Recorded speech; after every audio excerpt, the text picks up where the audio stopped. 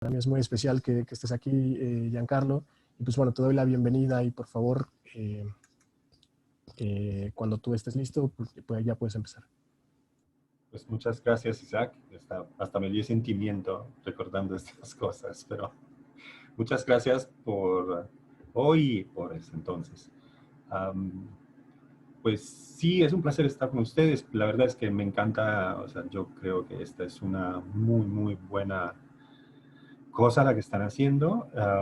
Sí, ayer estuve con ustedes. La verdad es que más de una manera como privada en un workshop, acompañé a Arturo en su speech.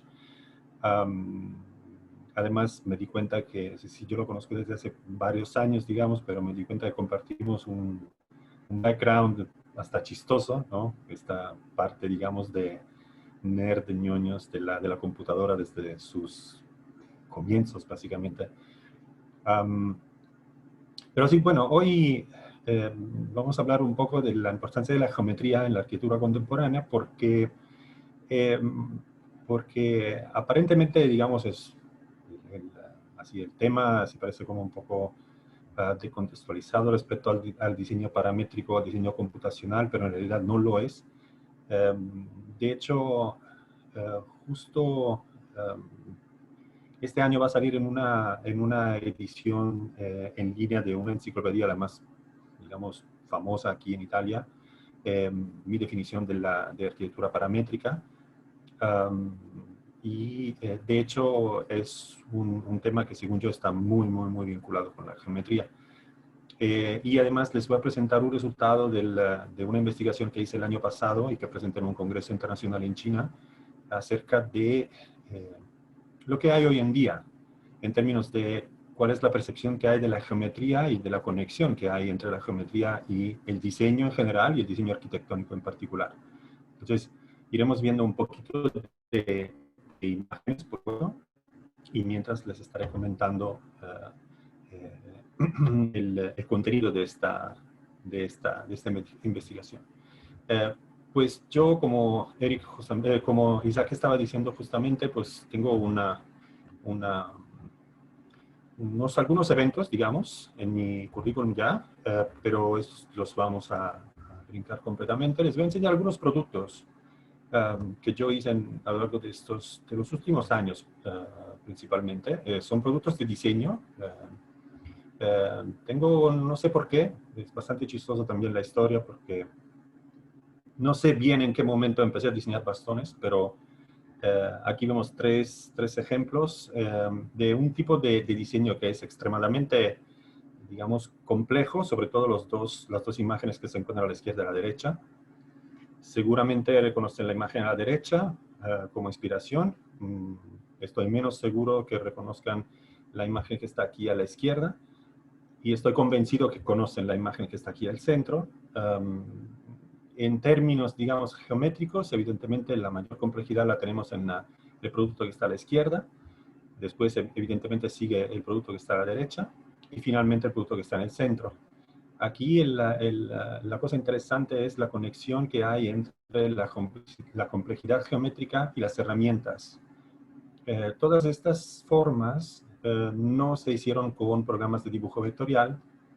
En especial yo trabajo con Rhino, pero estos tres se hicieron en Blender. Entonces es modelado poligonal. Debido a la complejidad geométrica que está detrás de estos objetos, evidentemente el modelado poligonal ha sido la mejor opción en términos de cómo aterrizar el dibujo. Detrás de estos hay dibujos hechos digamos, bocetos, básicamente. Cómo aterrizar este boceto a un producto 3D, a un modelo 3D y finalmente a un producto realizado sistemáticamente con tecnologías de fabricación digital. Entonces, el proceso que hay detrás de estos tres objetos es básicamente siempre lo mismo. Puede cambiar un poco la tecnología final o en qué material se hicieron los moldes, con qué material se hizo el vaciado, pero finalmente el proceso es igual. Entonces, estos se hicieron con un modelado poligonal en Blender. Esta es una colección de de macetas, diagonal floreros o algo por el estilo. Se llama Rus porque esta es una colección hecha totalmente, se trata de 32 macetas, todas diferentes por supuesto, pero todas realizadas con un único script de Grasshopper, en particular utilizando la herramienta Kangaroo, por eso se llaman Rus, porque de ahí vienen, con varias, digamos, consideraciones tanto de fenómenos físicos como de comportamientos, digamos, elastoplásticos de estos sistemas. Aquí vemos una aplicación de joyería. Es una joyería súper orgánica realizada con técnicas de crecimiento orgánico. De hecho, esto inicialmente es un medio cilindro muy sencillo que con el tiempo se va evolucionando y va básicamente tomando esta forma de anillo. En realidad, la forma inicial no tiene nada que ver con un anillo. Y esto crece y se convierte en algo más con el pasar del tiempo. Entonces es una técnica de modelado un poquito particular. Ya para hacer estas cosas, la herramienta que se utilizó es, por supuesto, Grasshopper, pero sí lleva también un poco de scripting, de código adentro, para poder realizar este tipo de comportamiento. Esto es además de objeto, es un casco para Facial Motion Capture, entonces captura de movimiento del rostro, básicamente. Es un proyecto, yo diría casi que open source, o sea, está en mi página web, se puede descargar el modelo 3D en STL para tener una base con la que implementar o desarrollar a partir de esta forma base un casco eventualmente mejor, más funcional, más efectivo.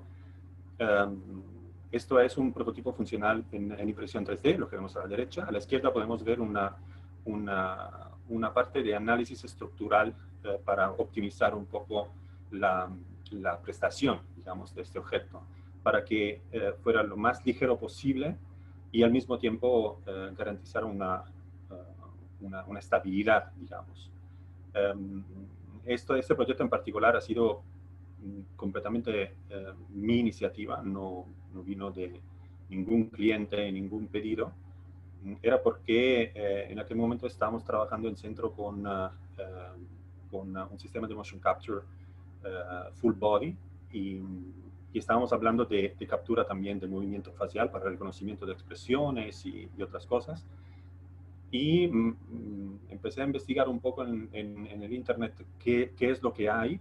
Y la verdad es que los cascos de motion capture para captura de rostro están muy feos. Y entonces pensé, ¿por qué no diseñar algo un poquito, digamos, que se vea un poco mejor? Y entonces me surgió esta forma. Este está realizado completamente en Blender, la parte de la forma, digamos, general. Entonces, la parte, digamos, gris que vemos a la derecha, menos los cables y las luces y la cámara, por supuesto. Y a la izquierda vemos un análisis de optimización topológica realizada en Grasshopper, utilizando plugins de análisis estructural, como por ejemplo, en este caso creo que fue Millipede, porque todavía no tenía la licencia comercial de Caramba 3D. Eventualmente sería interesante realizar la misma simulación con otras herramientas, o Topos también, que son otros plugins, otros software que yo les estoy, digamos, voluntariamente, digamos, haciendo esta lista tanto de objetos geométricos en el mundo 3D y también de herramientas para un poco preparar lo que viene después. Así que ténganme un poco de paciencia. Aquí tenemos un sector que se ha vuelto un sector importante para mí en los últimos 2, 3 años, que es el sector de la simulación textil. He empezado a hacer simulación textil, digamos, casi como para jugar un poco, porque estaba dando en aquel semestre clases en la carrera de textil y moda. Y de ahí empezaron a surgir algunos experimentos, digamos. Ese es uno de los primeros que era solamente para visualización. Estaba trabajando yo para una empresa que diseña y produce muebles, en particular en este caso vemos un sillón. Querían que el mueble se viera un poquito más en contexto y para evitar que en este catálogo virtual salieran imágenes muy frías, ¿no? Como siempre vemos estos sillones muy icónicos, ¿no? Pero en un espacio completamente, digamos, frío, sin ningún tipo de elemento, digamos, en movimiento, ¿no?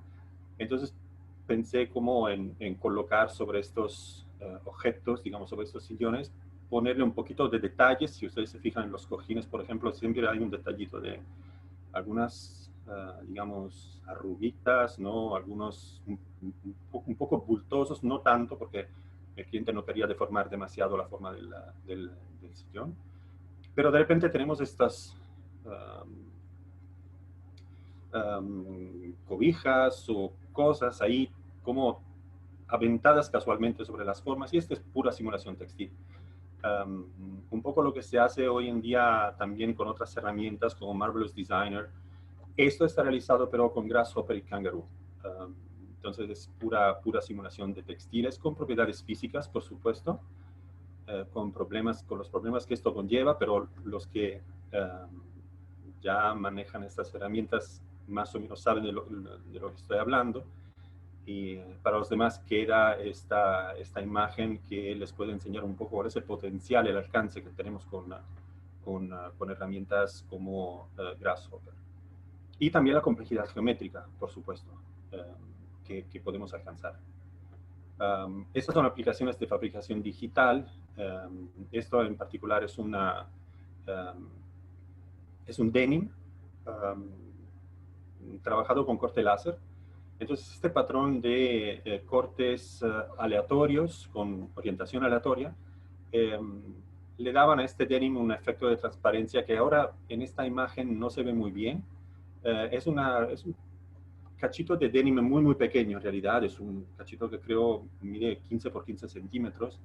Entonces la imagen es muy agrandada, pero aquí atrás hay una escalera y hay un sistema de ventanas. Aquí se ve el marco de la ventana. Entonces era verdaderamente muy transparente en la realidad. Entonces era interesante como material.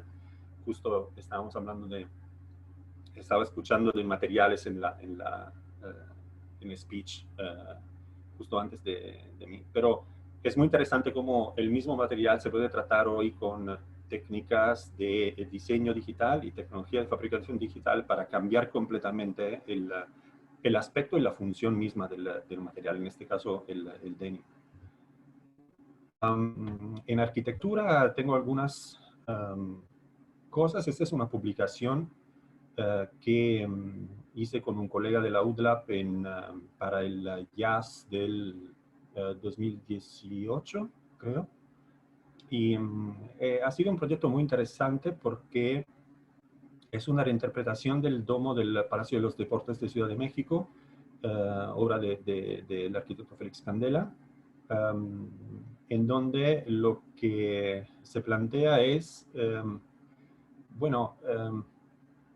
confirmar básicamente lo que el arquitecto Félix Candela había dejado como una pequeña nota en uno de sus manuscritos a la época de la realización de este proyecto. En esta nota decía que la misma estructura, él aseguraba que se podía realizar con una estructura Tensegrity. Y nosotros hicimos básicamente una simulación siempre con Grasshopper, en este caso utilizando Kangaroo y Caramba 3D. Y de hecho, sí, con algunas correcciones en términos funcionales, pero vaya, no nos vamos a fijar demasiado en estos detalles, pero sí, efectivamente, una estructura Tensegrity puede tranquilamente funcionar hasta con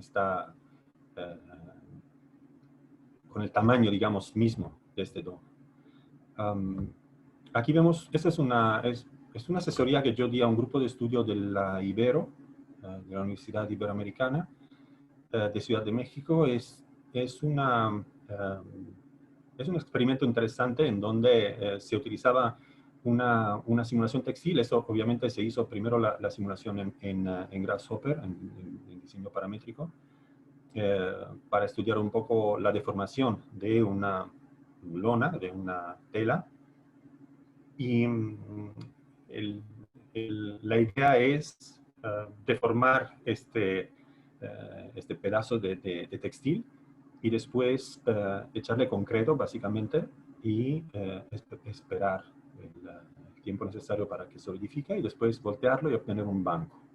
Y si la verdad funcionó, es un principio, digamos, clásico de la arquitectura paramétrica basada en curvas catenarias, básicamente. Entonces, no es una gran, digamos, sorpresa, pero vaya, ha sido interesante aún así el experimento como para crear este cascarón de concreto. Hasta podría ser interesante desde el punto de vista de las cimbras. O sea, una técnica como esta podría hasta eliminar completamente el discurso del utilizo de cimbras.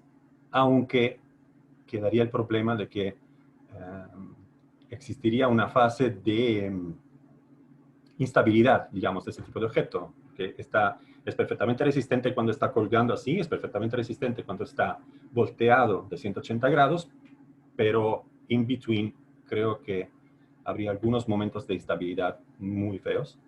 Pero sin embargo, vaya, en términos teóricos es seguramente algo muy interesante.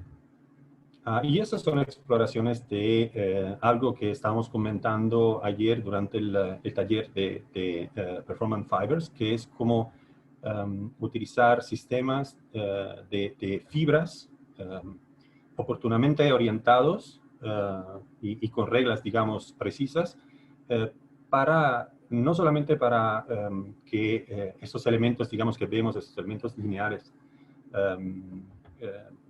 cumplan con una función estructural, sino también que esta estructura se vea, digamos, de alguna manera orgánica con la forma y también hermosa, de alguna manera, bonita, ¿no? Entonces, esa es una exploración que yo llevo, creo, unos 6 meses más o menos trabajando en esto. Hay varios resultados que no les voy a enseñar porque son muchos, pero vaya, esto creo que es suficientemente representativo del concepto. Y finalmente la geometría, o sea, todos estos ejemplos que yo les acabo de enseñar son ejemplos que, pues según yo, son reveladores de lo que hay hoy en día tanto en la disciplina del design en general como en el diseño arquitectónico en específico. Vivimos en una época en donde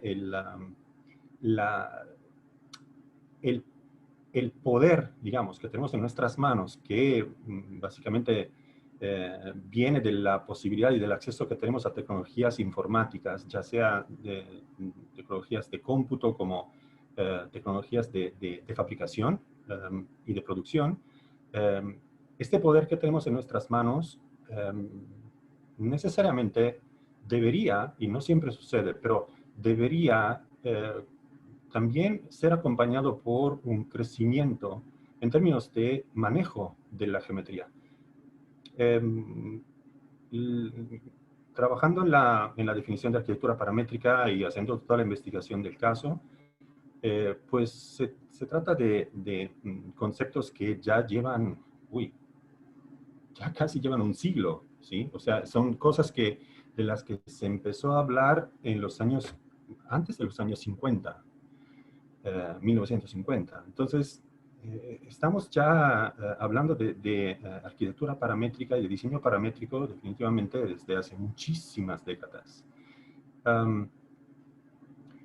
Y yo siento como que al comienzo, cuando empezaron a los primeros teóricos, Moretti, por ejemplo, con su definición, probablemente la primera, cuando empezaron a hablar de diseño paramétrico, aplicado o no a la arquitectura, esto es relativo, pero tenían una visión muy clara de todo lo que esto conllevaba. O sea, tenían muy claro cuál era el punto de contacto, la conexión muy fuerte entre el conocimiento geométrico necesario y también las formas que finalmente se podían realizar. Obviamente, estuvo muy interesante, por ejemplo, la plática de Yoshi, el antier, creo, si no estoy equivocado, en la que él estaba justamente insistiendo muchísimo sobre el hecho de que las herramientas o los tools informáticos, los software no son importantes. Finalmente, lo que importa es la idea, lo que importa es el diseño. Y el diseño viene de la persona, viene del profesional, viene de la sensibilidad, de la cultura, de la interacción, de la sociedad, del ambiente, ¿no? Entonces, es el arquitecto, es el diseñador que viene antes de cualquier herramienta software. El software es una herramienta, entonces hoy puede ser un software, mañana puede ser otro. Lo importante es tener la idea y saber más o menos cuál es el poder que tenemos en nuestras manos. Y yo siento que a lo largo de los años, hoy por ejemplo, ayer lo estaba diciendo también Arturo en su plática, estamos en una época como de transición en términos del diseño paramétrico, del diseño computacional, en donde desafortunadamente casi todo se ha vuelto mainstream. Es muy difícil encontrar aplicaciones de diseño paramétrico, diseño computacional que tengan algún carácter como único o que destaque respecto a la producción, digamos, masiva, ¿no? Entonces, hay una producción de diseño paramétrico y computacional que es bastante mainstream y es casi toda igual.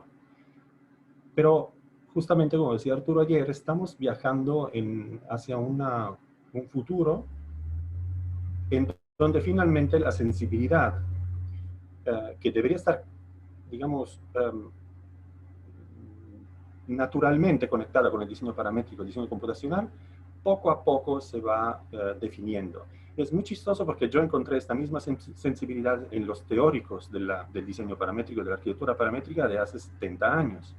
Entonces hubo como una involución en las últimas décadas del siglo pasado y ahora poco a poco se está recuperando un poco la idea original. Y detrás de la arquitectura paramétrica, donde paramétrico normalmente también se confunde muchísimo,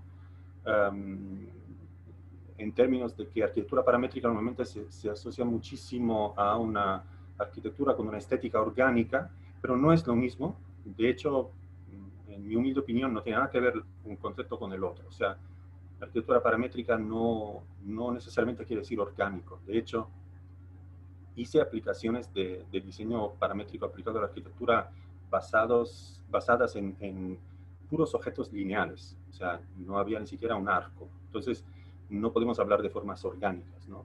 Pero es una de las confusiones, uno de los errores que hay detrás de la definición misma de arquitectura paramétrica. Pero vaya, al comienzo había una idea muy clara de cuánto las matemáticas y la geometría fueran integradas en el concepto de arquitectura paramétrica. Ahora, hoy en día, todavía más con el concepto de diseño computacional, por ejemplo.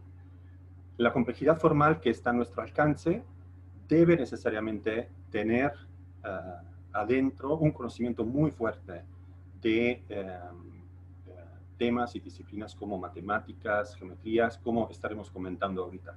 Yo, después de esta introducción, les voy a enseñar algunas imágenes que probablemente conocen muy bien. Esta probablemente la conocen muchísimo los que son de México y probablemente nunca la van a ver.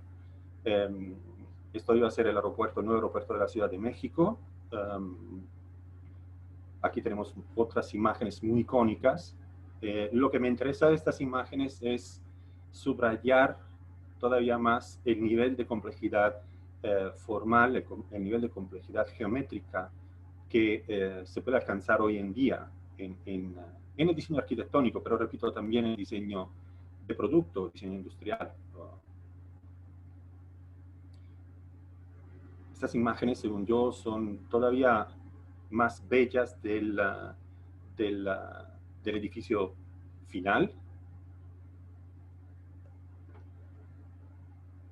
Son todas imágenes muy famosas, muy icónicas, no las voy a comentar, pero vaya, todas yo creo que hablan de un nivel de complejidad formal muy elevado, muy alto. Esta también los de México la conocen, o deberían, pero siempre me interesa mucho el aspecto de la fase de construcción, más que el aspecto final del objeto. Y esta, por ejemplo, son, digamos, son trazos que yo hice sobre algunas arquitecturas de la época que les estaba comentando, en donde el diseño paramétrico empezaba a ser hasta teorizado, sobre todo las imágenes que encontramos a la izquierda en el centro, son probablemente los primeros ejemplos de arquitectura paramétrica o de arquitectura, digamos, de un concepto de arquitectura nuevo respecto a lo que había en aquel entonces. La imagen a la derecha ya viene un poquito después. Es un puente muy, muy famoso que se encuentra en Italia. Es un gran cascarón de concreto, básicamente. Pero vaya, lo que me interesa de esta imagen son los trazos en magenta que vemos ahí. Y que también tenemos en otras imágenes que son estas. Aquí reconocemos Candela, reconocemos a Fray Otto. Pero siempre estamos hablando máximo de los años 70. Entonces ya había aplicaciones muy famosas, bueno, muy famosas hoy en día, sobre todo, con todo este movimiento, digamos, que hay alrededor del diseño paramétrico, de la arquitectura paramétrica.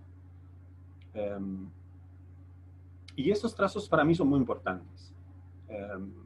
Son muy importantes porque hablan de la geometría, o sea, de lo que hay detrás de estas cosas. Esta integración entre la geometría, entre digamos, el aspecto estético y el aspecto funcional de la arquitectura, es una integración total, es una integración al 100%. O sea, este tipo de arquitectura no podría existir sin este nivel de complejidad geométrica, ¿no? Y es muy interesante cómo podemos hablar de complejidad geométrica aún visualizando estos trazos tan armónicos y tan suaves, ¿no? Y el chiste detrás de esto, al menos desde mi punto de vista, que podría decir hasta que soy bastante de parte porque es el objeto de mi estudio desde hace 20 años, pero son estas cosas aquí. En particular, esta es geometría NURBS. Ahora, a mí no me interesa en este momento entrar en detalles de lo que es la geometría NURBS. Aquí tenemos una pequeña síntesis, ¿no? En donde se ven algunas cosas, ¿no? Se ven todos los conceptos principales que un diseñador, no importa en qué medio se mueva, un diseñador debería tener estos conocimientos para poder manejar este tipo de geometría y para poderla utilizar a la hora de diseñar formas, ya sean productos o arquitectura. Y son conceptos que son, digamos, casi ancestrales, ¿no? O al menos deberían. A lo que voy es que para hoy en día poder nosotros diseñar las cosas que eventualmente nos gustan o que como estudiantes, porque yo me acuerdo también cuando estaba estudiando, yo empezaba a ver estas obras tan icónicas y tan nuevas en el panorama arquitectónico y de la construcción a nivel mundial, siempre me preguntaba, pero ¿por qué a mí me siguen diciendo que tengo que alinear toda la tubería de un edificio, de la planta baja hasta la elevación 5, y no puedo mover una columna y no puedo mover básicamente no podía mover nada, ¿no? Mientras había en el mundo expresiones de una arquitectura completamente nueva. Y entonces, probablemente es por esto que yo empecé como a interesarme a un tipo de diseño un poco diferente. Y aquí vemos conceptos que, por ejemplo, yo sí estudié cuando yo estaba cursando la carrera de Ingeniería de la Construcción. Conceptos como abscisas que están ahí arriba, vectores y digamos,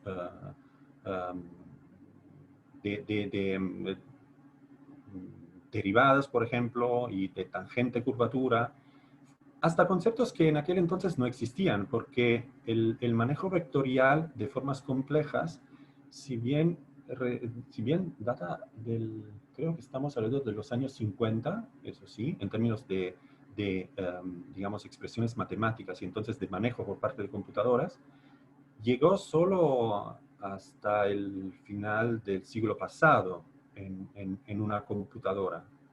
Y lo que vemos, por ejemplo, en la parte derecha de la pantalla son, digamos, es una evolución de una geometría que se podría definir en general spline, y los que manejan herramientas CAD, como todos ustedes deberían, saben exactamente de lo que estamos hablando, pero tres niveles diferentes, ¿no? Entonces, la que está arriba es una spline, digamos, de nivel, yo diría casi bajo, que es la misma que se encuentra en programas como Illustrator, por ejemplo, mientras la que encontramos abajo a la derecha es una geometría NURBS un poquito más, digamos, compleja, que tiene propiedades que ya empiezan a ser bastante difíciles. Y son propiedades que si nosotros no conocemos todo lo que está pasando en la parte izquierda de la pantalla, no hay manera de que podamos manejar lo que sucede bajo a la derecha. Entonces, todo está integrado en este tipo de geometría. Esto, por ejemplo, es una slide de la presentación que hice el año pasado en China, en donde estaba clasificando para 3 aplicaciones de diseño digital, digamos, hablando muy en general, ¿no? Entonces, diseño, fabricación, visualización, para mí son todas 3 caras, normalmente son 2, pero son 3 caras del mismo concepto, que es el diseño digital en general. Entonces, esto es una, digamos, recopilación de los conocimientos necesarios para cada una de estas 3 expresiones del diseño digital. Si queremos, digamos, ser capaces de manejar un determinado tipo de geometría y controlarla también. Controlarla es muy importante porque, como siempre digo a mis alumnos a los que enseño Grasshopper, por ejemplo, el diseño paramétrico, el mundo está lleno de imágenes o ¿no?, de diseños paramétricos, ¿no? Si buscamos en Internet, en Google, Parametric Design o algo por el estilo, encontramos un sinfín de imágenes de diseño paramétrico, pero la verdad es que normalmente son pantallazos, son rendering, son imágenes puramente virtuales. La mayoría de ellas hasta podrían salir de errores de programación en Grasshopper o en la herramienta que se está utilizando. Y aún así, se ven hermosísimas, porque en el diseño paramétrico hasta el error se ve hermoso en términos estéticos. El tema es que ya sea diseño de producto, diseño industrial o diseño arquitectónico, no es tan importante o no es solamente importante el aspecto estético, sino también el control, porque se trata de formas que tarde que temprano tenemos que llevar en el mundo real. Y hay un step, digamos, fundamental, que es la fabricación, ya sea con técnicas tradicionales o con técnicas, digamos, digitales. Y este paso es un paso muy importante porque básicamente nos pone de frente a la realidad, en donde todas las ideas maravillosas que tenemos en la cabeza, tarde que temprano tenemos que realizarlas, medirlas y hablar de tolerancias, de materiales, de procesos, y esto nos aterriza muchísimo, baja muchísimo normalmente el nivel, no tanto así como se estaba comentando hace un rato, de la diferencia entre el arquitecto y el ingeniero, ¿no?, que hasta hoy en día se parece casi un chiste, pero no tanto así, pero sí es necesario tarde que temprano aterrizar un poquitito estos conceptos de formas, digamos, súper orgánicas, ¿no? Y entonces el control se vuelve muy importante. Y el control es la cosa más problemática en términos de manejo del diseño paramétrico o del diseño computacional. No es suficiente ser capaces de, por ejemplo, programar un script, ya sea con Grasshopper u otras herramientas, da igual, ¿no? Pero no es lo mismo solamente programar el script y hacer que él capture, por ejemplo, data del medio ambiente y que esto genere variaciones de diseño en un modelo digital, ¿no? La definición de los parámetros en un diseño paramétrico debería ser algo que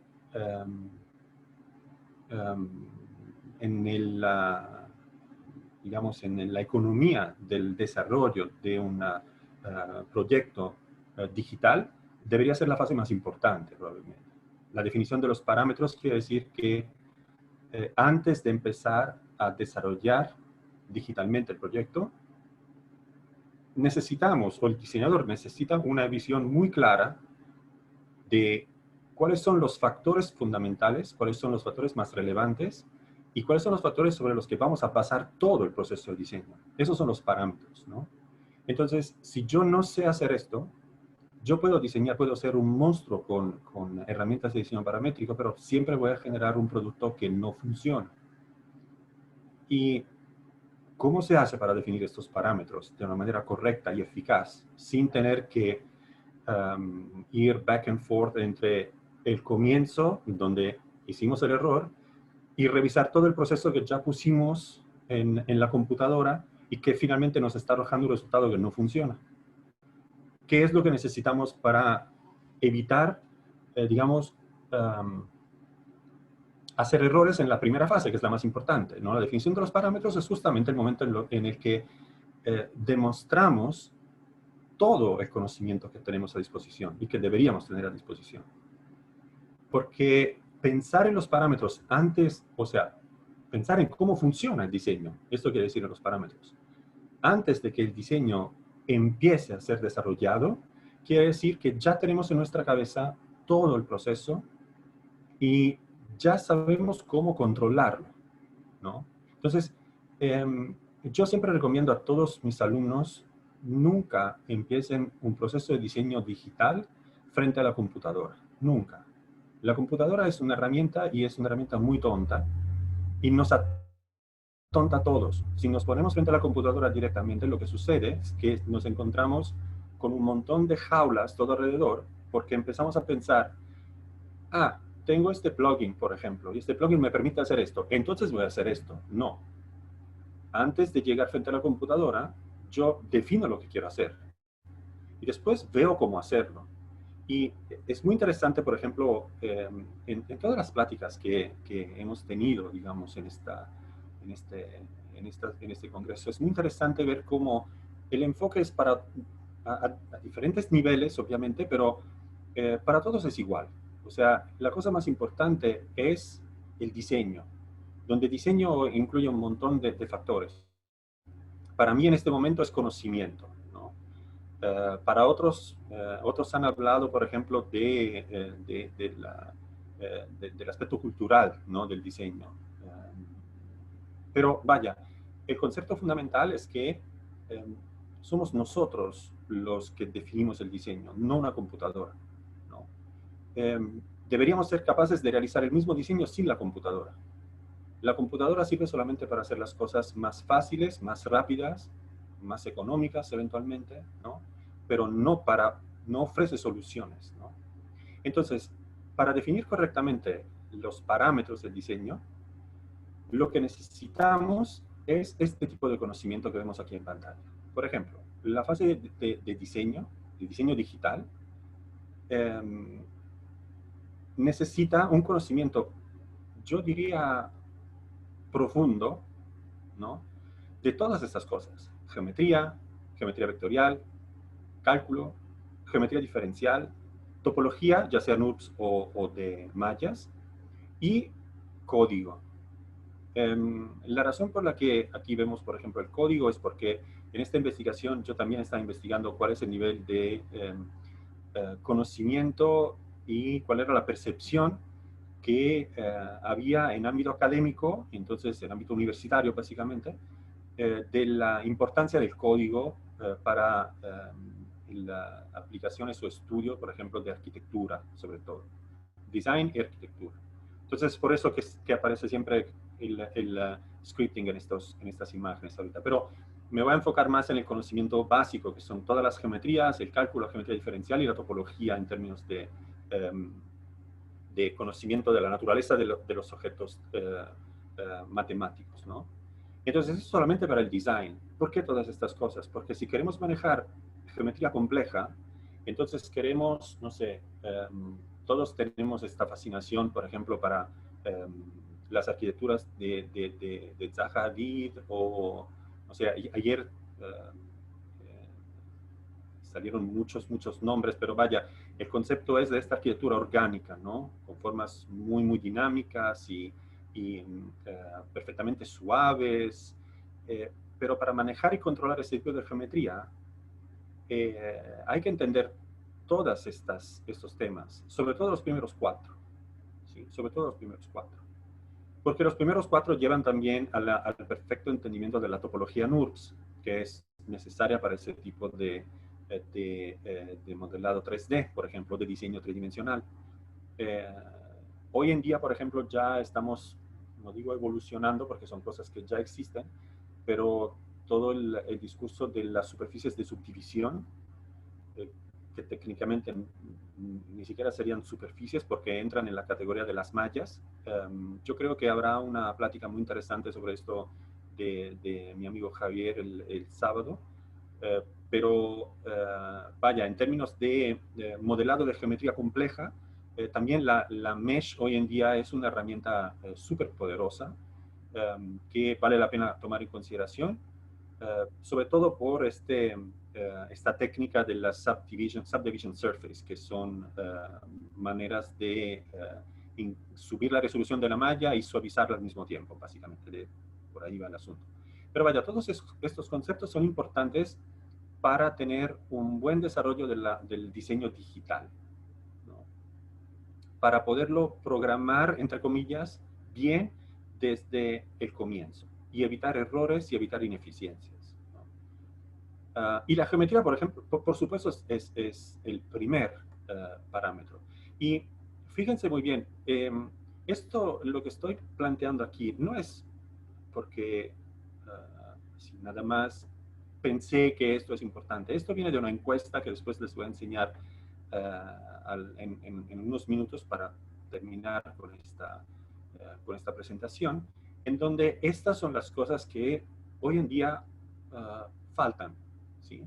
Entonces, fíjense bien en estas cosas, porque para mí, por ejemplo, geometría vectorial, cálculo, geometría diferencial, a la hora de salir de la universidad, era conocimiento que yo ya tenía.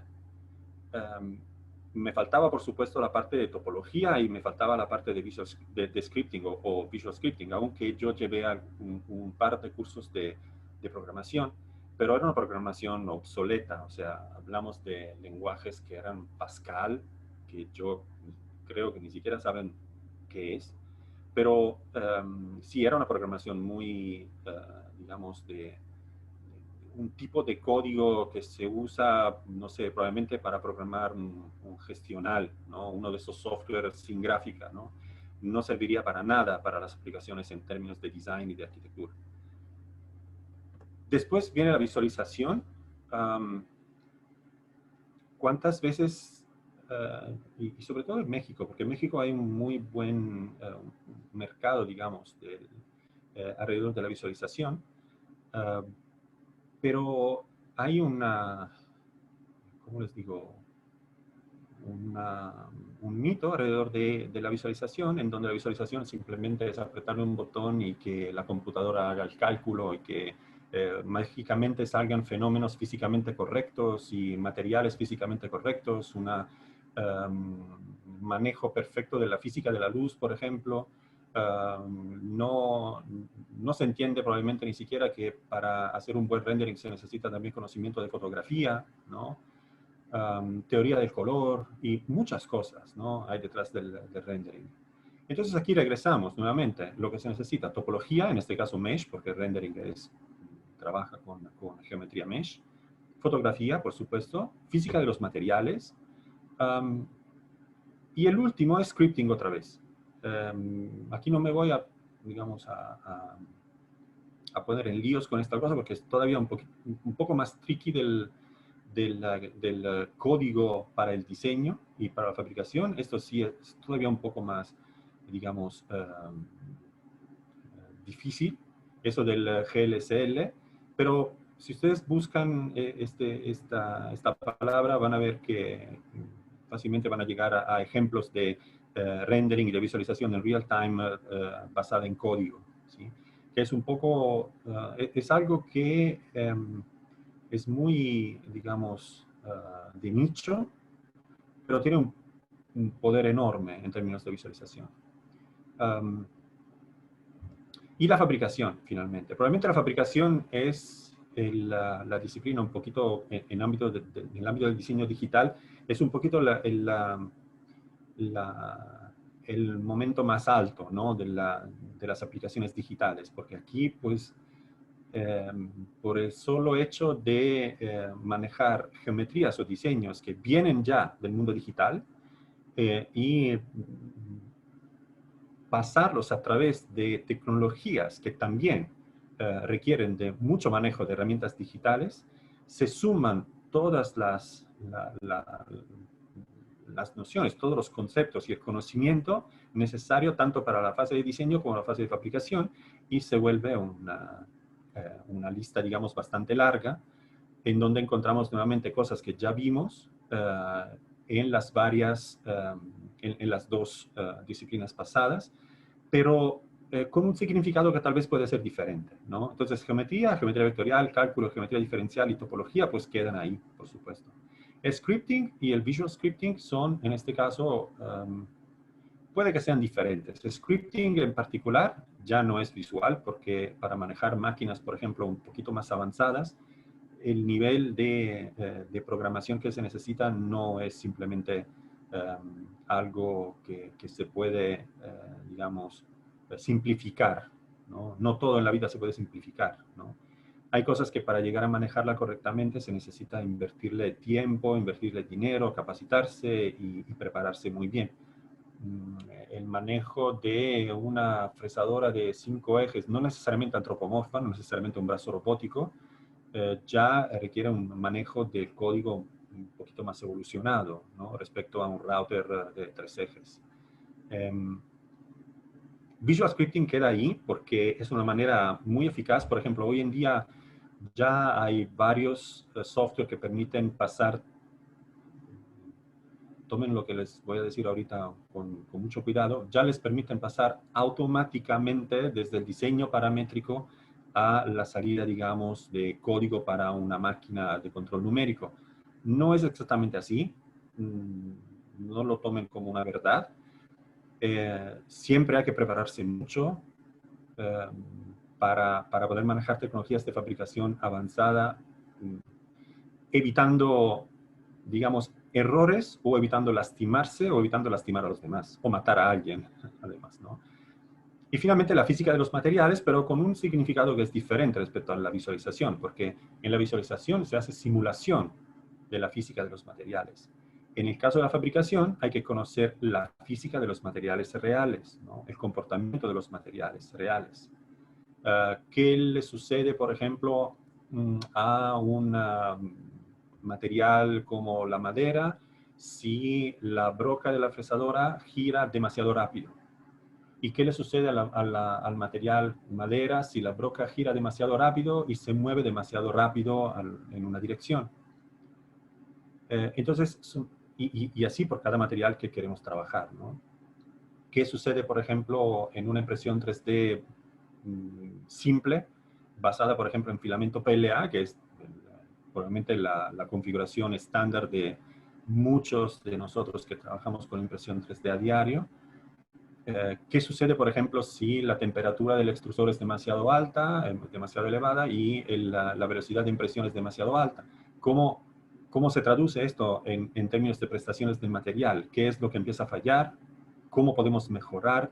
Y esto no es solamente, para poder corregir estos errores, no es simplemente cambiarle a los parámetros de la impresora, ¿no?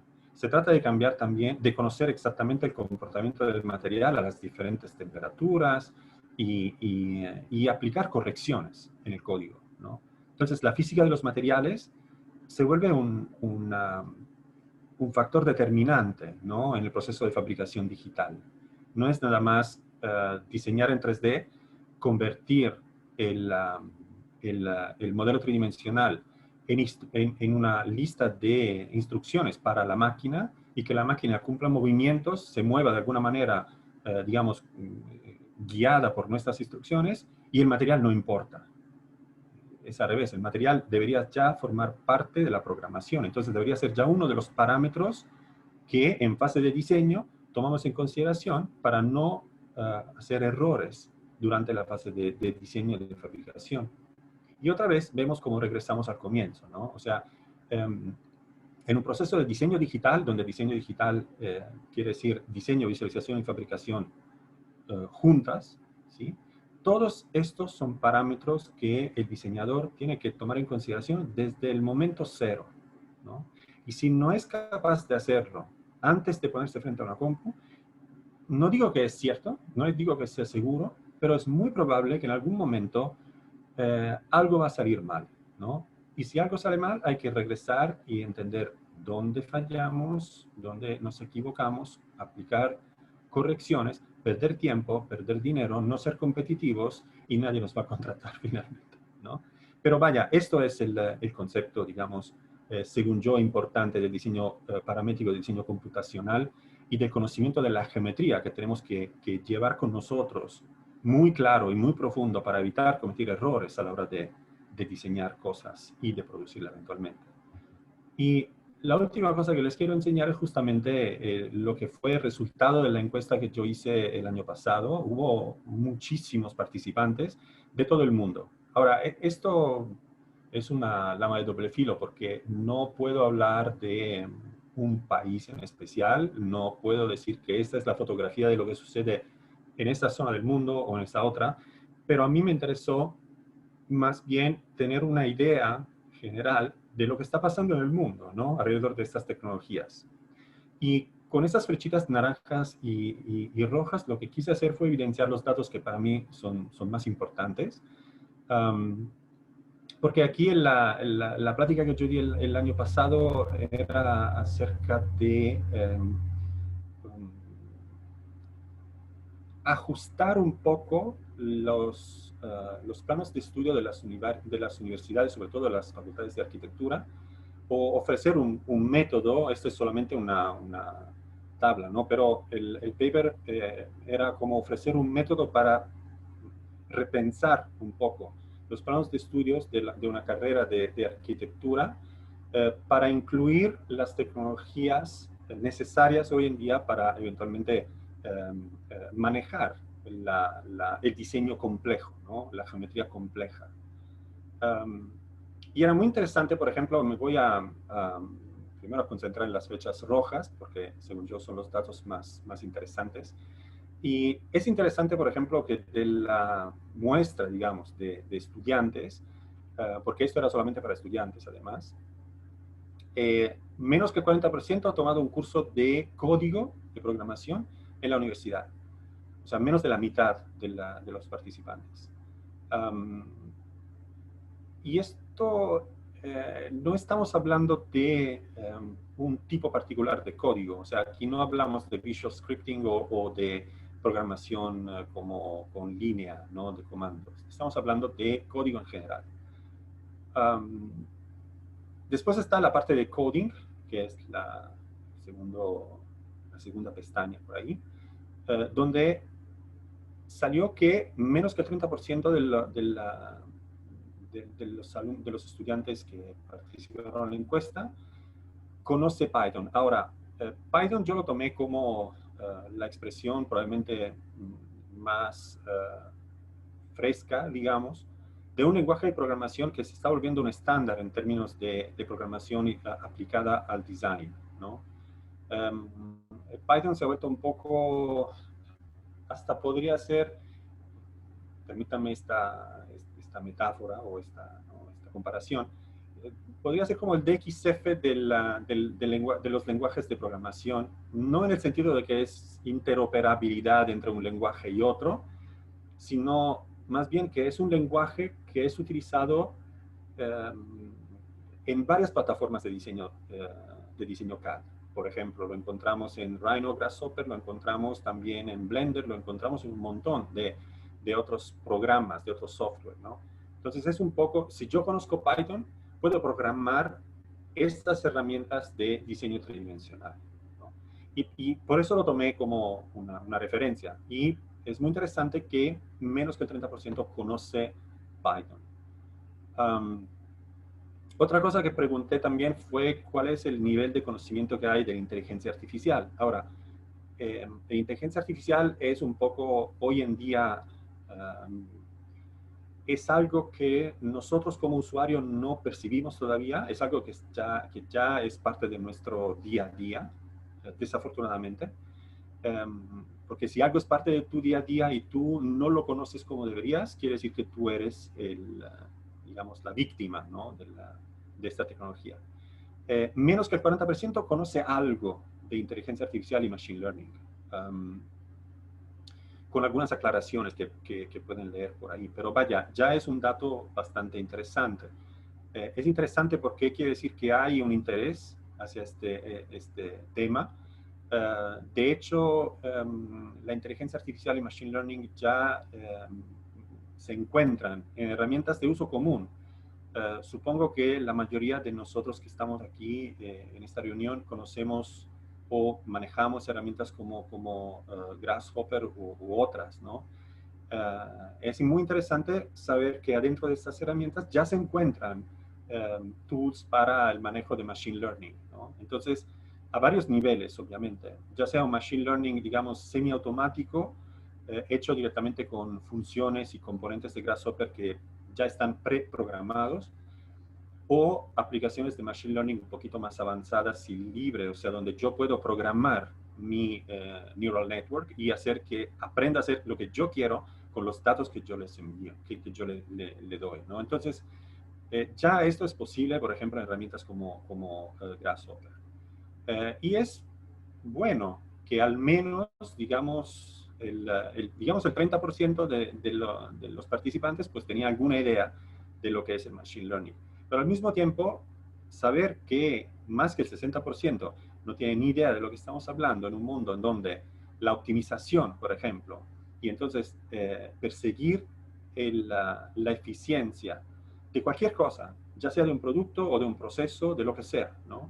Ayer, por ejemplo, Arturo estaba diciendo como empresas como Apple utiliza algoritmos de inteligencia artificial para optimizar la distribución de los componentes dentro de la computadora, ¿no?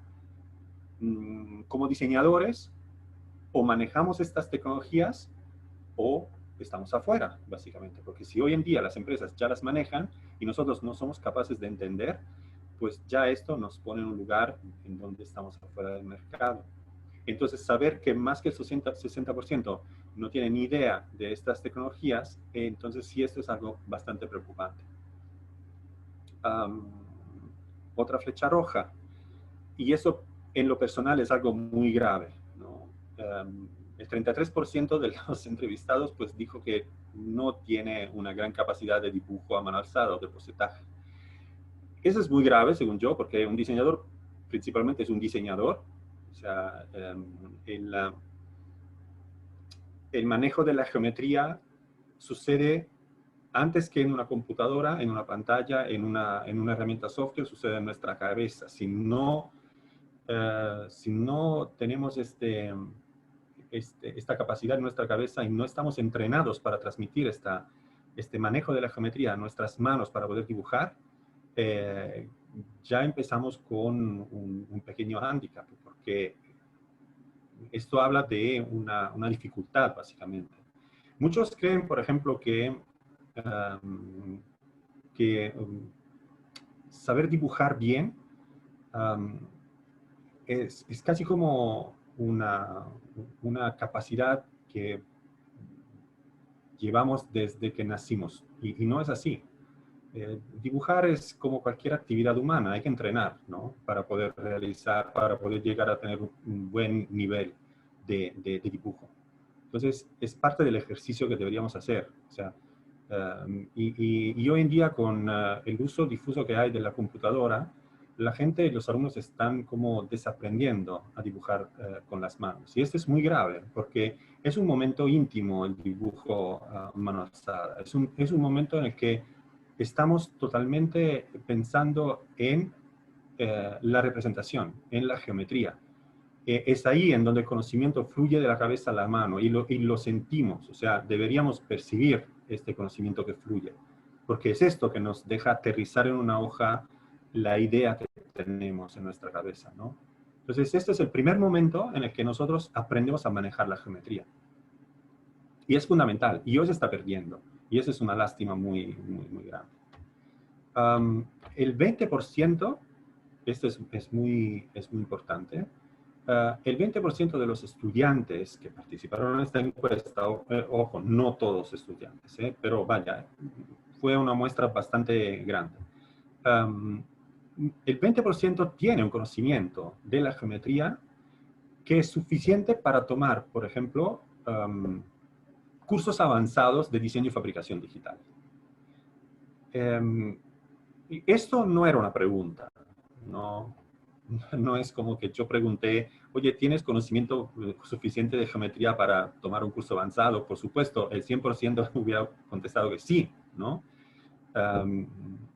Pero esta es un dato que fue como extrapolado por una serie de respuestas que hubo.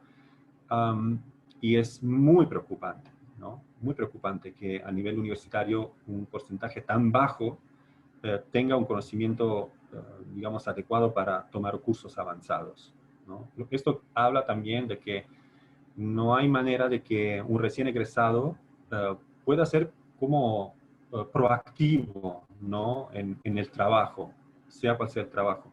Tiene que aprender, tiene que toparse con el manejo, digamos, de unos procesos que van más allá de sus capacidades, ¿no? Inicialmente. Y eso es preocupante, ¿no? Y yo creo que la corrección de este fenómeno pasa también a través de acciones como esta conferencia, como las acciones que hace Línea México, porque es importante estimular este tipo digamos, de discurso, ¿no? Adentro de la academia.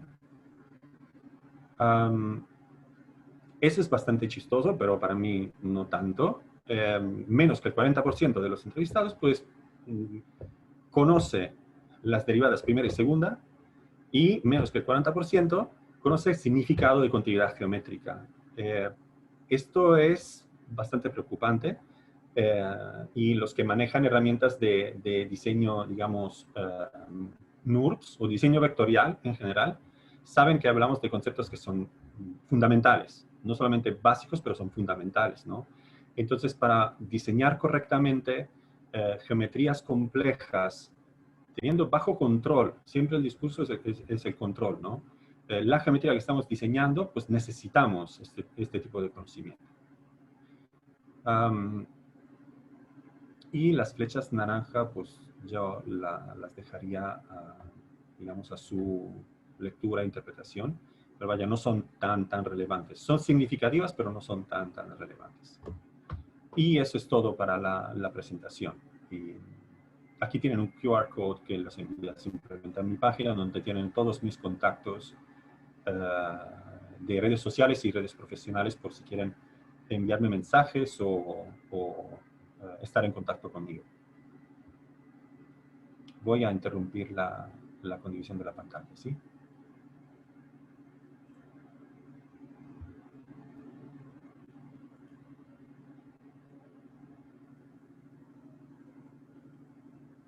Muchas gracias, Giancarlo.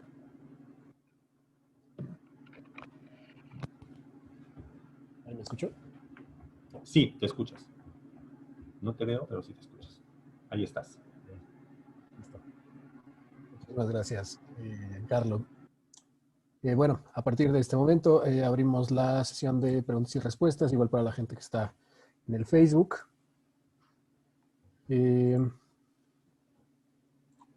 Para que, aprovechando que está aquí Giancarlo, nos pueda responder.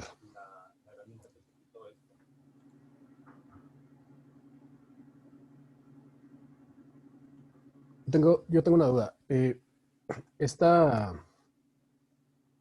No necesitan permiso, a ver, denme un segundo.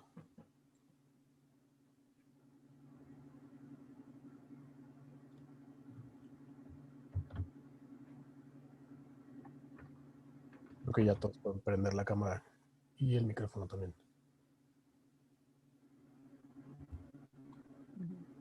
Bueno, yo tengo una pregunta. Pero tú también tenías una, así que si quieres, hazla primero No, y no, no, después yo adelante, hago la mía. no te preocupes. Ok, bueno, hola, buenas tardes, gracias a todos.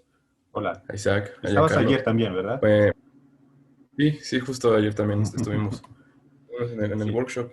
Yo tengo una duda en cuanto al código y un comentario. Bueno, primero el comentario, creo que estas últimas estas estadísticas que arrojaste, es un análisis muy bueno.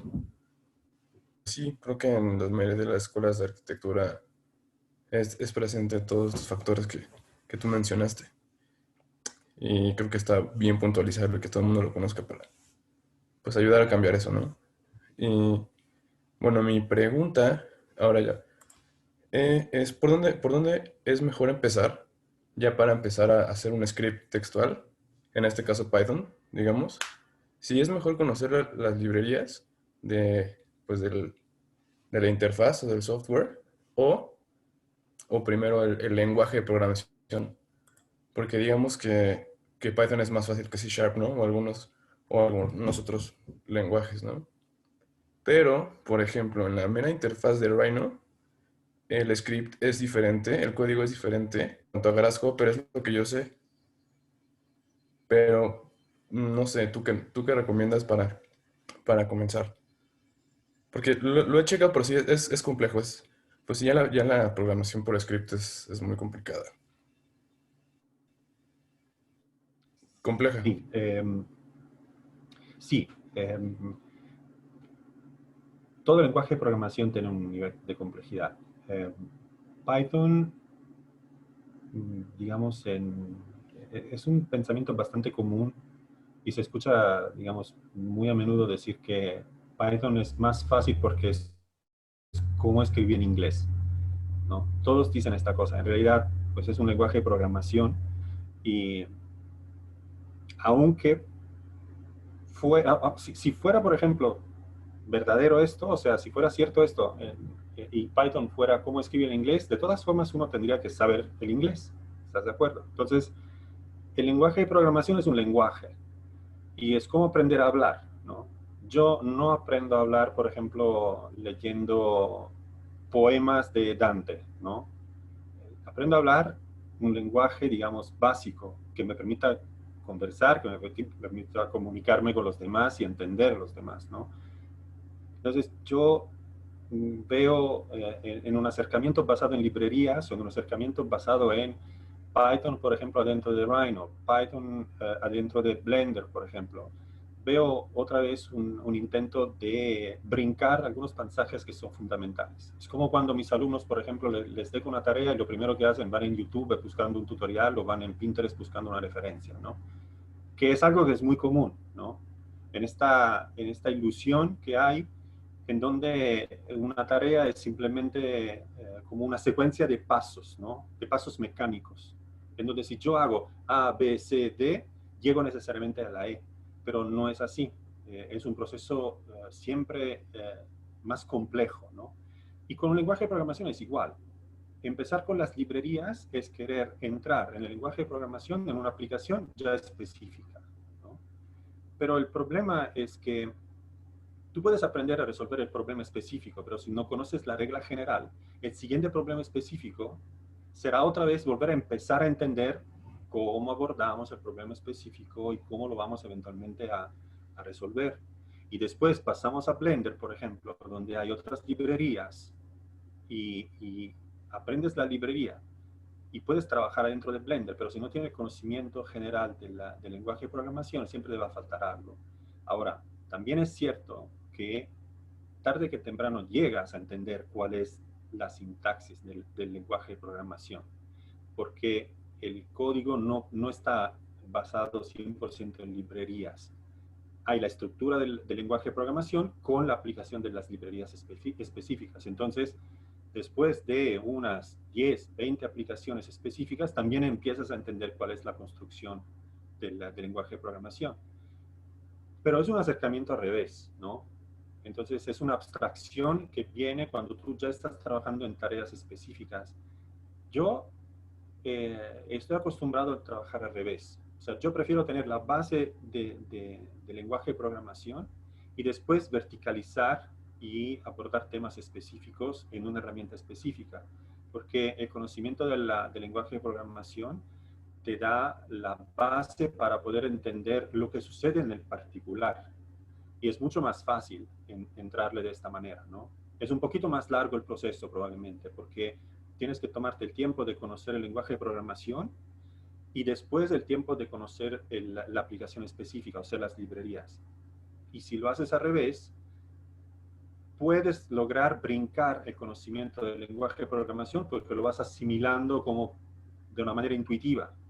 Pero yo creo que la curva de aprendizaje ahí se vuelve un poquito más larga. Depende mucho digamos, de la inclinación que tiene, ¿no? el usuario o el programador en este caso. Para alguien puede ser más fácil y para alguien puede ser más difícil, pero mi acercamiento sería, digamos, de la base hasta la especialización.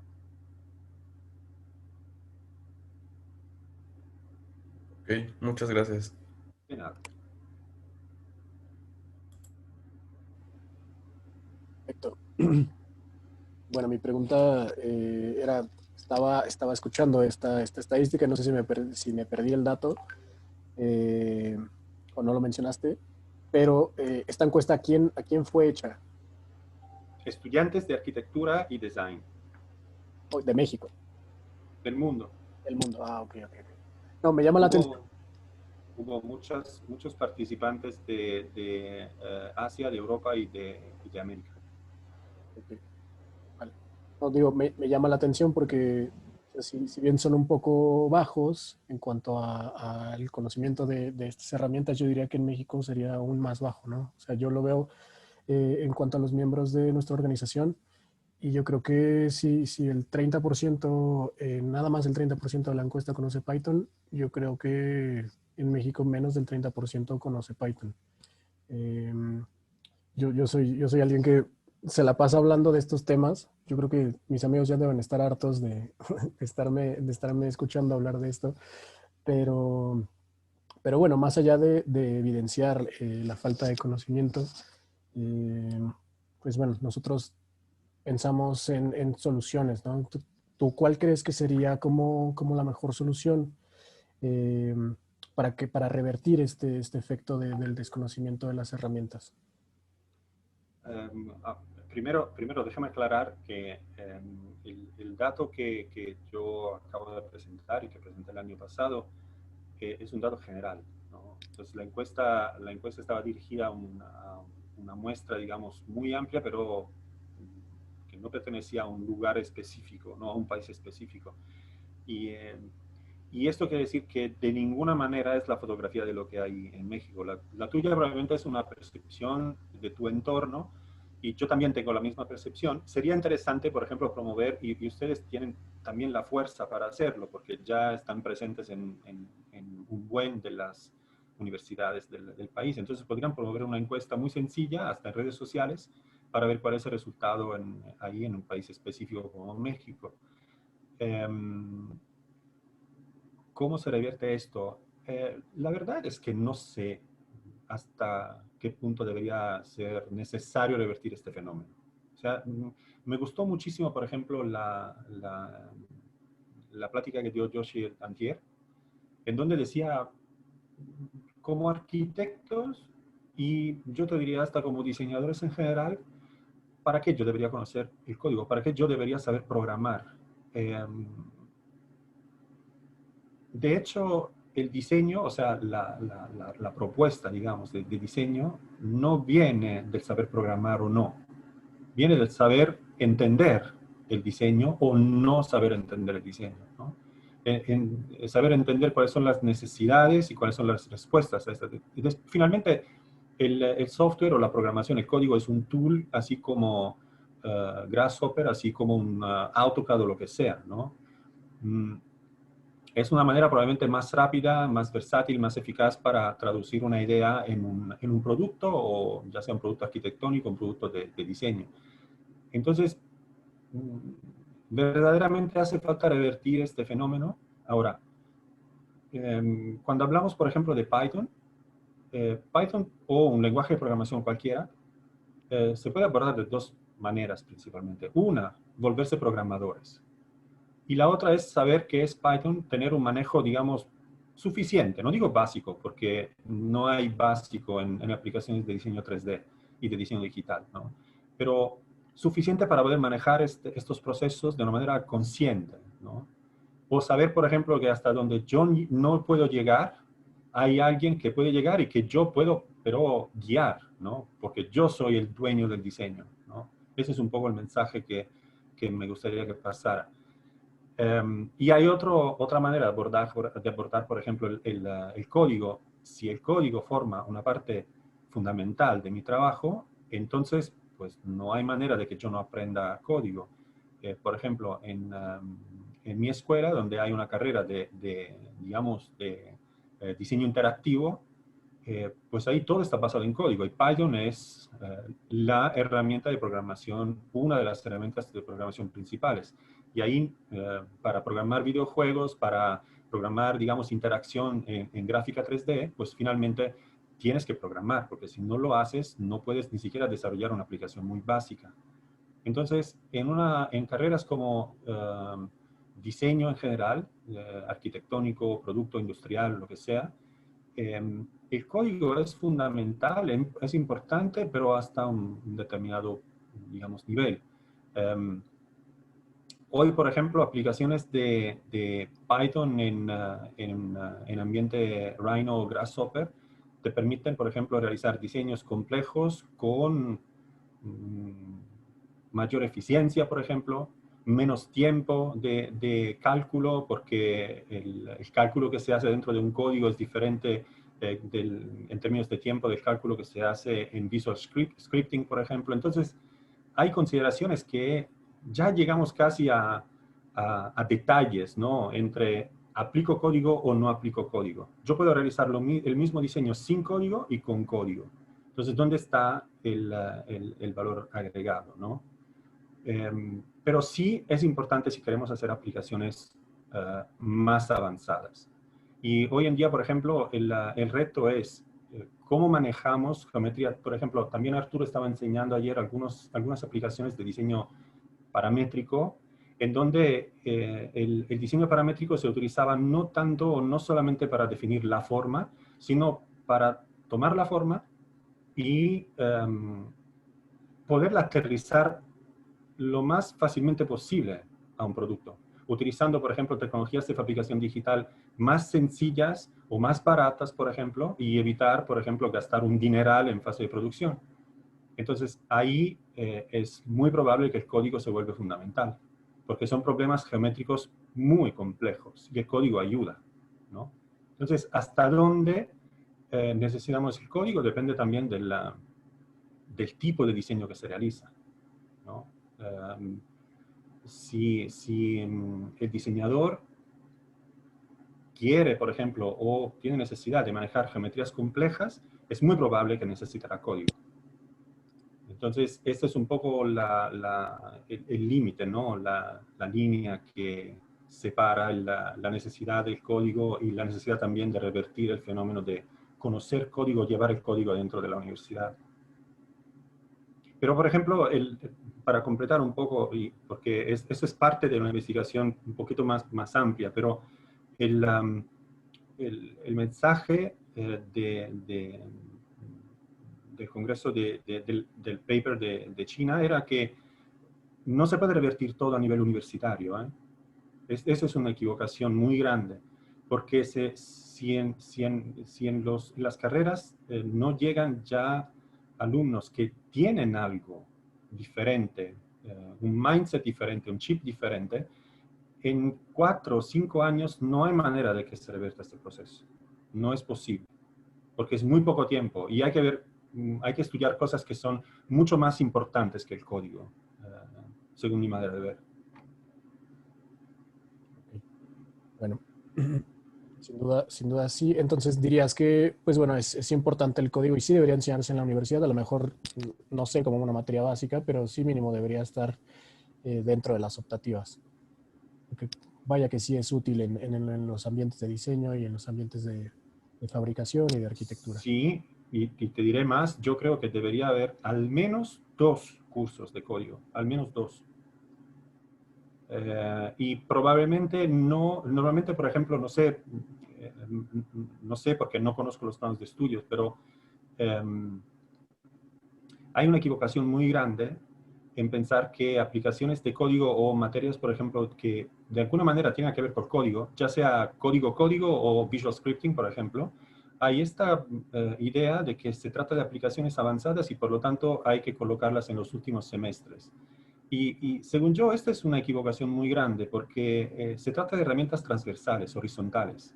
Es una forma de entender las cosas. Yo me acuerdo, por ejemplo, me daba mucha risa porque no quería quitarle tiempo a Arturo ayer, pero él estaba hablando del Commodore 64 y del BASIC, pero yo me acuerdo que en el 1983 yo tenía 9 años y yo estaba programando con una aplicación que giraba en MS2, que probablemente tú ni siquiera sabes qué es, o sí, si eres suficientemente ñoño, pero no.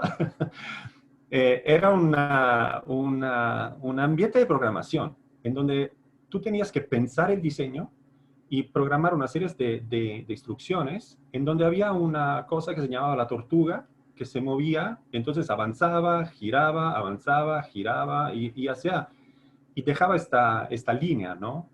Y como si fuera un caracol, ¿no? Que dejaba su baba, pero finalmente el diseño era algo que tú programabas, ¿no? Con una secuencia de instrucciones. Este es código. Esto es un mindset que hoy en día es fundamental porque todo está basado en esto, ¿no? Entonces,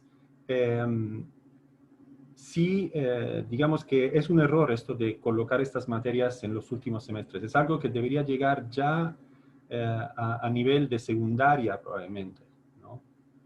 Hay, por ejemplo, movimientos en el mundo que estimulan los niños para que aprendan código. Entonces, son iniciativas que, según yo, habría que tomar en consideración a un nivel un poquito más sistémico que como experiencias así como sueltas, digamos. Logo se llamaba esta tortuga, ¿no? Logo, sí. Creo que sí soy suficientemente ñoño. Bueno, este, ok, hay más preguntas. Hay más preguntas acá. Diego Alberto Soto, ¿quieres prender tu micrófono y tu cámara y hacer la pregunta tú mismo?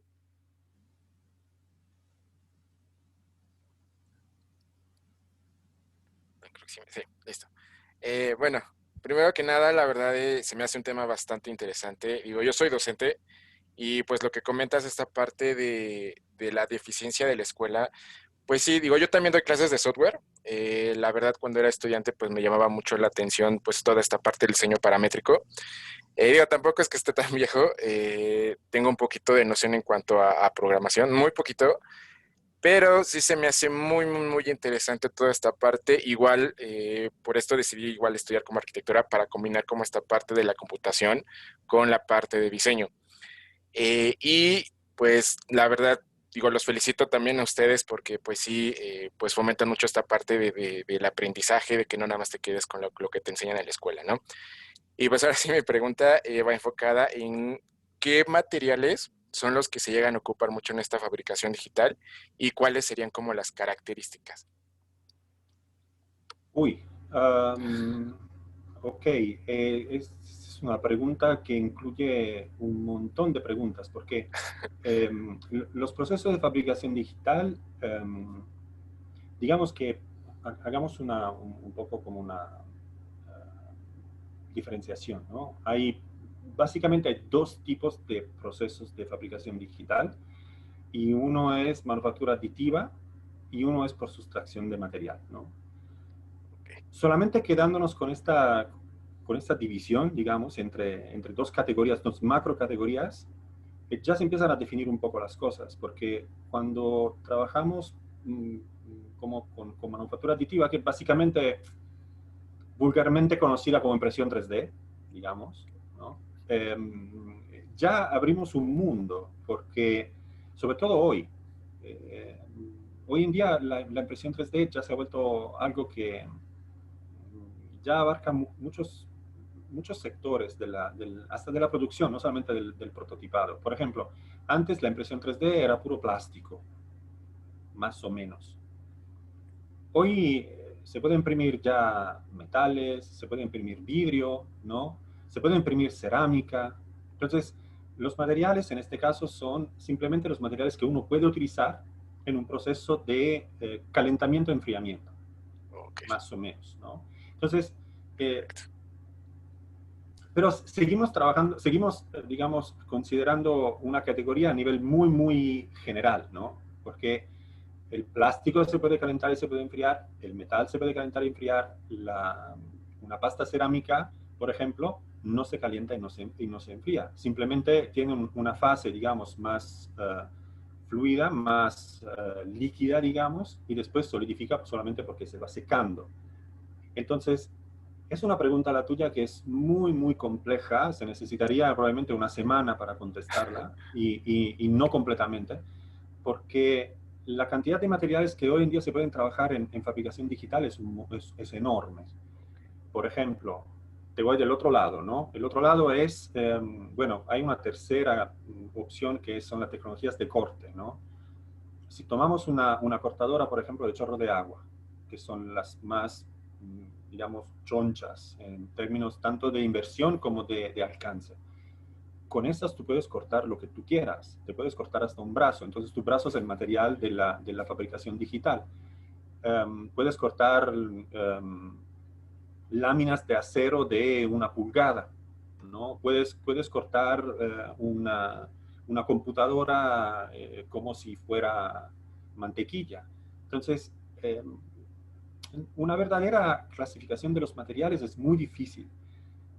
Por tecnologías, normalmente, por ejemplo, en tecnologías de corte, lo que se puede cortar son desde el papel hasta el acero.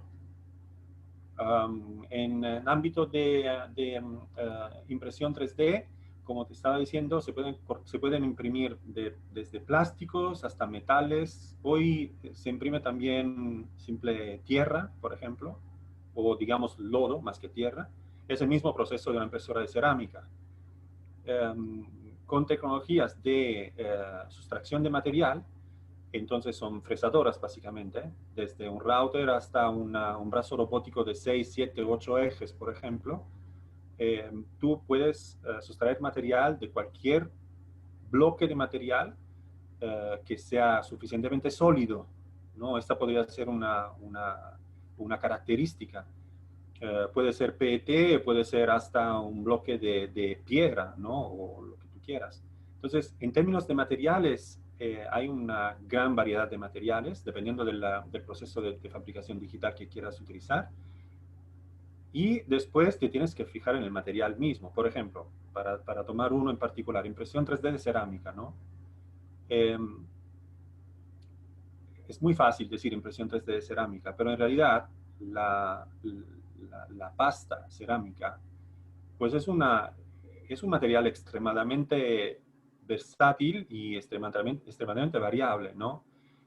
Dependiendo del porcentaje y de la mezcla que tú vas realizando, obtienes un material que puede ser, digamos, más sólido, demasiado sólido y eventualmente no se va a imprimir correctamente, o es demasiado líquido y entonces el material, en cuanto sale del extrusor, se va desparramando sobre el plano de impresión.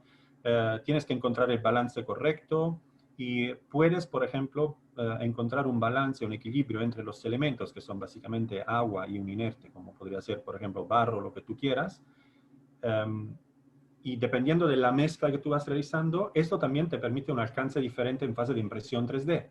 O sea, si yo utilizo una mezcla que, digamos, es demasiado líquida, ¿no? Probablemente no voy a poder imprimir objetos que sean demasiado altos, ¿no? En términos dimensionales, porque tarde que temprano van a colapsar.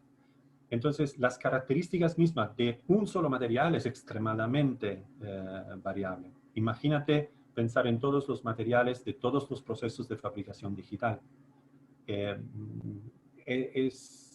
La fabricación digital es una chamba y necesita una preparación muy, muy específica que va más allá de las máquinas. Abarca también un conocimiento muy profundo de los materiales. Esto sin duda. Perfecto. Bueno, Entonces, lo muchísimas gracias. siento muchísimo, pero no hay una respuesta No. precisa Está súper para bien. esta. Me quedó mucho más claro, de hecho. Ok. Muchas gracias. De nada. Vale, muchas gracias, Diego. ¿Quién más tiene alguna otra pregunta? ¿Algún comentario? Mira, acá en el Facebook hay un par. Dice Moisés Bustos, ¿están publicados los resultados de la encuesta? Saludos, arquitecto Di Marco. Moisés, claro que sí. Te saludo con mucho cariño. Gracias por estar al pendiente de esta plática. Sí están publicados porque el paper se publicó en los proceedings del Congreso y el Congreso se llamaba Architecture Across Boundaries y se puede encontrar así en internet, y el paper creo que está publicado no me acuerdo si en ResearchGate o academia.edu o algo por el estilo, pero si buscas en la web mi nombre y Architecture Across Boundaries, seguramente lo vas a encontrar muy fácil. Y está disponible en PDF y lo puedes bajar y puedes leer, sí, sin duda. Y si no, te lo Bueno, mando, sin problemas. muy bien. Tenemos otro comentario de Sebastián Rivera Véndez. Dice, saludos, Giancarlo, ya falta la chela paramétrica. Ya falta la chela paramétrica, pero nada más que ahorita estoy en Italia, así que la chela paramétrica va a ser un problema, ¿no? Pero podemos hacer una chela paramétrica por Zoom, que ya ven que es un poco la onda, ¿no? Últimamente. Pero sí, bueno, lo siento, pero los participantes no saben, pero es un evento que estaba organizando, y lo hice un par de veces en Ciudad de México, en Coyoacán, y fue muy interesante como este intercambio que hubo de experiencias y también de amistades, que finalmente el gremio es bastante, ¿no?, pequeño, pero es muy difícil que nos conozcamos, ¿no?, entre nosotros. Y entonces estos eventos pues crean también como conciencia de estas cosas que estamos platicando también hoy. Buenísimo, sí llegué a una de esas chelas paramétricas. Está bueno, porque la verdad es que no somos tantos los que nos gusta este tema en México y podernos reunir a platicar y a tomar una cerveza fue muy bueno. Ojalá ahora seamos Sí. más y pueda haber chelas paramétricas en diferentes estados de México. Sería buenísimo. Pero bueno, sigamos. Ya creo que ya no hay más preguntas en el Facebook. Aquí, a menos de que alguien quiera hacer otra pregunta, me parece que sería todo por esta sesión. Muchas gracias, Giancarlo. Siempre es un gustazo tenerte aquí en línea. Y pues nada, te agradezco de verdad de todo corazón que hayas aceptado nuestra invitación. Y pues bueno, estás súper invitado a que te unas a los próximos eventos, a las demás conferencias, a los foros y a los talleres que vamos a tener. Más al rato viene Rodrigo Shordia de la Náhuac a darnos un taller se llama